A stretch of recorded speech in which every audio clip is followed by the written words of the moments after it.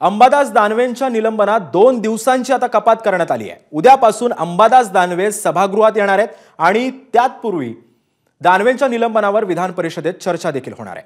दानवेंनी पत्राद्वारे दिलगिरी देखील व्यक्त केली होती आणि त्यानंतर काल नीलम गोरेंच्या सभागृहात अंबादास दानवेंच्या निलंबनावर एक बैठक झाली। त्यावेळी निलंबनावरच्या कारवाईवरती देखील चर्चा झाली होती। निलंबन मागे घेण्यासाठी उशीर केल्याचं अंबादास दानवेंनी यावेळी सांगितलं। त्यांच्याशी बातचीत केली आमच्या प्रतिनिधींनी, पाहूयात।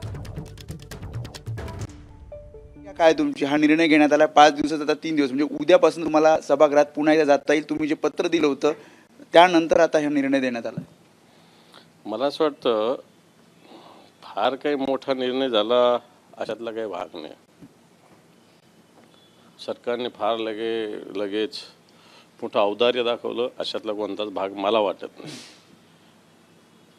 कारण ऑलरेडी परवा शनिवार रविवार आहे, शनिवार रविवारचं कामकाज होतच नसतं।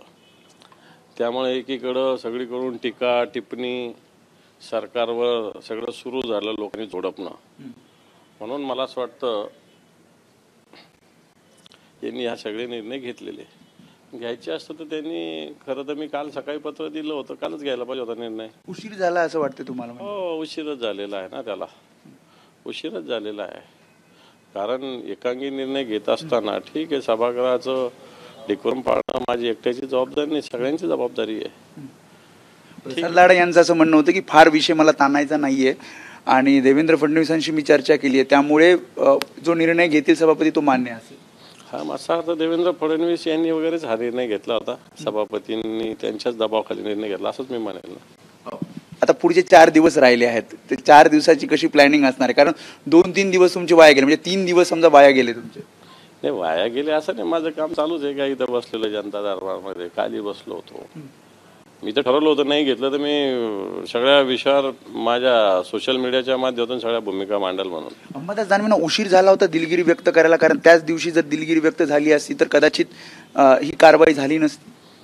असं काही नाही, स्वतः पक्षप्रमुखांनी दिलगिरी व्यक्त केली। स्वतः पक्षप्रमुख जर याच्यावर बोलले तर मला असं वाटतं मी तर एक सामान्य सदस्य आहे। त्यामुळे हे होते अंबादास दानवे, जसं त्यांनी सांगितलं की निलंबन मागे घेतलंय, थोडासा उशीर त्यांच्या मते झाला, कारण त्याच दिवशी हे निलंबन मागे घ्यायला पाहिजे होतं।